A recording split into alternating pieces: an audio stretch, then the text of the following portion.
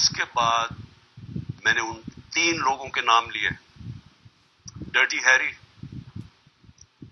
شہباز شریف اور رانا ثناء اللہ، یہ تینوں شامل تھے،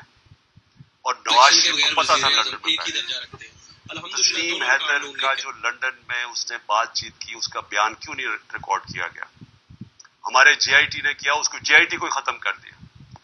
جے آئی ٹی کو وہ کیا کہتا ہے کہ اس نے خود سنا نواز شریف کو کہتے ہوئے کہ عمران خان اور ارشد شریف کو مروانا ہے،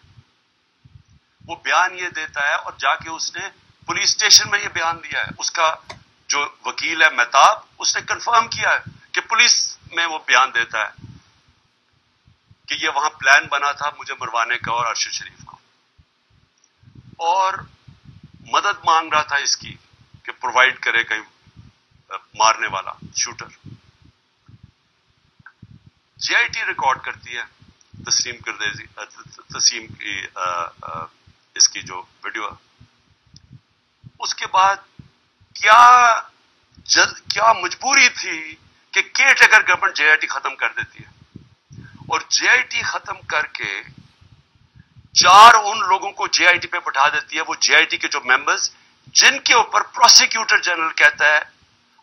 ٹیررسٹ کی عدالت میں جدھر کیس ہو رہا ہے، اس عدالت میں جج کے سامنے وہ پروسیکیوٹر کہتا ہے کہ 4 لوگ جو جے آئی ٹی کے ممبرز تھے، انہوں نے جے آئی ٹی کو سیبوٹاج کرنے کی کوشش کی، ان کے اوپر کاروائی ہونی چاہیے۔